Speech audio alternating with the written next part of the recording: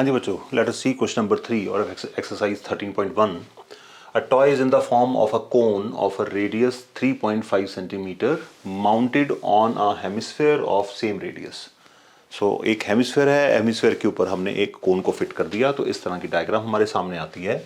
And the radius is given as 3.5. तो radius is 3.5 and the total height of the toy is 15.5 centimetre. तो total height of the toy मैंने ले ली यहाँ पर.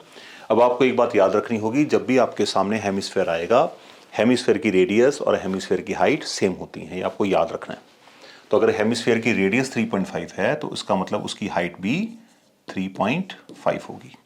तो अगर ये पूरी हाइट ऑल द वे 15.5 है, इसका मतलब यहाँ पे हम ये कंसिडर कर सकते हैं कि जो कोन का हाइट का पोर्शन है वो कितना होगा, 15.5 minus 3.5, it comes out to be 12 centimetre. तो कोन की हाइट है हमारे सामने 12 centimetre and let us draw this height. तो 12 सेंटीमीटर आ गई. अब हमसे क्या पूछा गया, find the total surface area of the toy. तो जब भी आप कॉम्बिनेशन सॉलिड्स में टोटल सरफेस एरिया की बात करें तो आपको दोनों जो ऑब्जेक्ट्स आप अटैच कर रहे हैं उनके सरफेस एरिया निकाल कर ऐड नहीं करना. आपको क्या सोचना है कि दो ऑब्जेक्ट्स को आपस में कनेक्ट करने के बाद जो सॉलिड आपको दिख रहा है उसमें आपको क्या क्या सरफेसेस नजर आ रहे हैं. You have to focus on two surfaces only. Okay, तो यहाँ पे कॉमन मिस्टेक होती है, टोटल सरफेस एरिया का नाम सुनते ही बच्चे सरफेस एरिया निकाल के प्लस कर देते हैं. काम नहीं करेगा. वॉल्यूम के केस में काम कर सकता है. दो चीजों को जोड़ा, जितना इसका वॉल्यूम था जितना इसका वॉल्यूम था, दोनों को ऐड कर दो, आपका काम हो जाएगा. बट सरफेस एरिया क्वेश्चन में ध्यान से करना. ओके, तो हमें क्या चाहिए यहाँ पे, first of all let us make this clear. यहाँ पे मुझे चाहिए पहले डायमेंशंस क्या क्या हैं. रेडियस कितना है दोनों का, 3.5 सेंटीमीटर. और कोन के केस में कोन की आर कितनी है, 3.5. और कोन की एच कितनी है, 12 सेंटीमीटर. क्योंकि अब सरफेस एरिया का क्वेश्चन है और कोन इन्वॉल्व है, इसका मतलब हमें कोन की स्लांट हाइट चाहिए होगी. तो ये हमारी हो गई एच और ये है आर. तो ये क्या होगी इसकी slant height, which is denoted by small letter L. तो पहले हमें स्लांट हाइट निकालनी पड़ेगी. तो पहले ही काम कर लेते हैं. L square equals to R square plus H square का फॉर्मूला होता है. तो एल हमें निकालनी है, आर कितनी है 3.5 का स्क्वायर प्लस एच कितनी है 12 का स्क्वायर. तो इसको सॉल्व करते हैं. एल स्क्वायर 35 का स्क्वायर होता है 1225, क्योंकि एक डेसिमल के बाद है. तो जब एक डेसिमल वाले नंबर का आप स्क्वायर करेंगे तो स्क्वायर करने के बाद नंबर ऑफ डेसिमल्स 2 में शिफ्ट हो जाते हैं. तो इसका मतलब 3.5 का स्क्वायर बनेगा आपका 12.25 प्लस 144. तो जब आप इन दोनों को ऐड करेंगे, यहाँ पे भी छोटी छोटी गलतियां बच्चे करते हैं. ऐड करते हुए डेसिमल्स के बाद number of digits should be same. Decimal के बाद जो नंबर ऑफ डिजिट्स हैं डेसिमल प्लेस में वो सेम होने चाहिए. 144 के बाद कोई डेसिमल नहीं है तो इसका मतलब आगे कोई डिजिट नहीं है. 12 के बाद 2 डेसिमल प्लेस हैं, तो यहाँ पे हम इसको ऐसे लिख सकते हैं 12.25.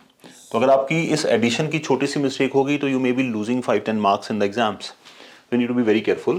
तो it comes out to be 156.25. तो इसका मतलब हमारी जो कैलकुलेशन आ रही है 156.25. तो L कितना आएगा आपका, अंडर रूट ऑफ 156.25. तो L comes out to be 12.5. तो ये आपको स्क्वायर रूट निकालना पड़ेगा. तो स्लांट हाइट आ गई हमारे पास 12.5 सेंटीमीटर. तो जब भी सरफेस एरिया को क्वेश्चन हो और कौन इन्वॉल्व हो तो आपको L निकालना ही निकालना है. और यहाँ पे कई बार बड़ी वियर्ड कैलकुलेशन आती है. तो जी स्लांट हाइट आ गई. अब हमें अपने काम करना है, क्या निकालना है हमें, total surface area of toy which is क्या क्या है. देखिए ध्यान से, एक तो आपको इसका CSA नजर आ रहा है हेमिस्फेयर का. जो आपको सरफेसेस विजिबल हैं उनके ऊपर फोकस करना है. और आपको नजर आ रहा है CSA ऑफ कोन. ठीक है जी. तो दोनों को हम ऐड कर देंगे. CSA of hemisphere plus CSA of cone, इनको कर देते हैं ऐड बच्चों. तो हेमिस्फेयर का CSA होता है 2 पाई आर स्क्वायर और curved surface area of cone होता है वो होता है पाई आर एल. फॉर्मूले आपको क्लियर होने चाहिए. अगर आपको याद नहीं है रोज लिख लिख के करिए. और घर में किसी की हेल्प ले लीजिए, किसी भी आपके सिबलिंग की या पेरेंट्स की शीट पकड़ाइए, उनको बोलिए आपसे फॉर्मूले पूछेंगे, ठीक है। तो प्रैक्टिस करनी ज़रूरी है इस काम के ऊपर। अब यहाँ से हमें पहले कॉमन निकालना है।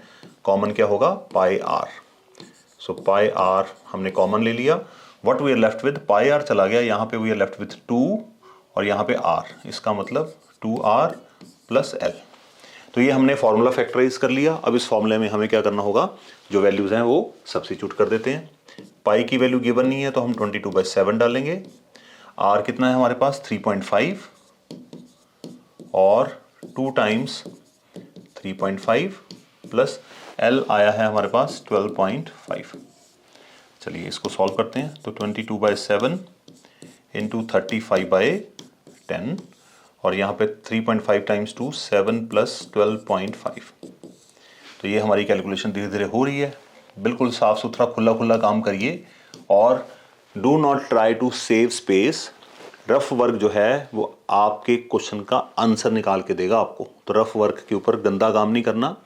साइड में मार्जिन होता है, मार्जिन के ऊपर खुला खुला काम करिए। ओके, खुला खुला इस हिसाब से कि कल को आपको लगे कि आपका आंसर गलत है, आप अपनी कैलकुलेशन को रीचेक कर पाएं। इतना साफ सुथरा होना चाहिए।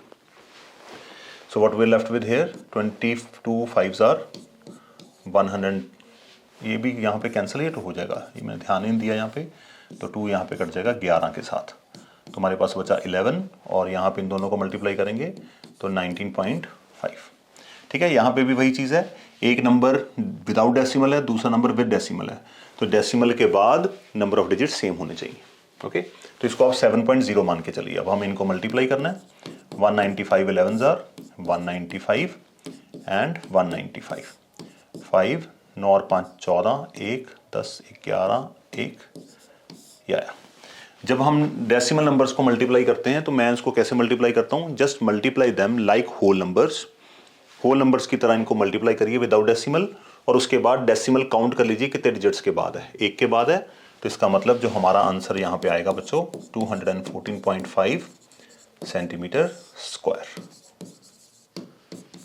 थोड़ा सा कैलकुलेशन का पार्ट है, मैं कोशिश करता हूँ very soon I will be uploading a video in which you will be able to do this calculations. Square root कैसे निकालते हैं, डेसिमल्स की कैलकुलेशन कैसे करते हैं, तो मिलते हैं उसमें। Thank you, till then.